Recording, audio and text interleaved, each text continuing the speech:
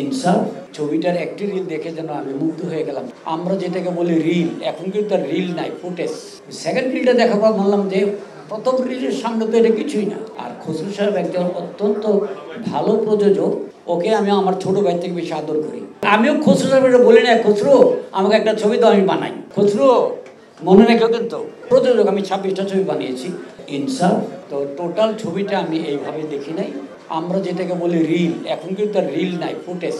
তো রিল বলতে বোঝাচ্ছি আমি 1000 ফিটের একটা করে রিল হতো, 1000 ফিটের এক একটা আমি দেখলাম। ছবিটার একটি রিল দেখে যেন আমি মুগ্ধ হয়ে গেলাম যে এর থেকে ভালো এই ছবিটা আর কোনো রিল হতে পারে না। আমি বললাম, এই সঞ্জয় বাবু আমাকে সেকেন্ডটা লাগাও, আমি একটু দেখি। সেকেন্ড রিলটা দেখার পর বললাম যে প্রথম রিলের সামনে তো এটা কিছুই না, মানে প্রথম রিল থেকে অনেক বেটার হচ্ছে এটা। তো এইভাবে আমি বললাম যে আমি তো এখন পুরো ছবি না দেখে যেতে পারবো না, সময় কম। আমি যে ঠিক আছে, তোমার কাছে যে দৃশ্য, যে রিলটা বেশি সুন্দর না সেটা দেখা।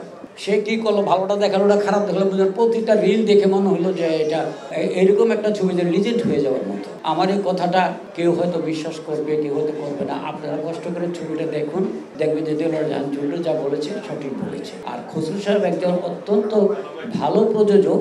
আমি অনেকগুলো ছবি বানিয়েছি, খসরু সাহেবের সঙ্গে আমার অনেক ভালো সম্পর্ক।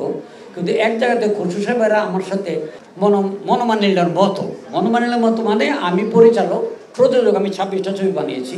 আমি একজন পরিচালক, খসরু সাহেব একজন প্রযোজক। ওকে আমি আমার ছোট ভাই থেকে বেশি আদর করি। খসরু সাহেবের ছবি আমি বানালাম না, খসরু আমাকে বানাতে দেয় নাই। এবং আমিও খসরু সাহেবের বলি না, খসরু আমাকে একটা ছবি তো আমি বানাই। তো খসরু সাহেবের ছবি শেষ, আমাদের লাইফের তো শেষ পর্যায়ে এসে গেছি। এখন আর চলচ্চিত্র, একটি চলচ্চিত্র নির্মাণ করেছিলাম, অপারেশন জ্যাকপট, 20 কোটি টাকার উপরে বাজেট। তো এই ছবিটা শেষ হয়েছে, আপনারা ছবিটা দেখবেন।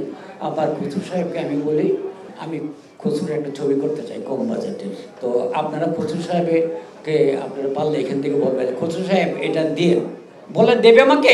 খসরু মনে রেখো কিন্তু।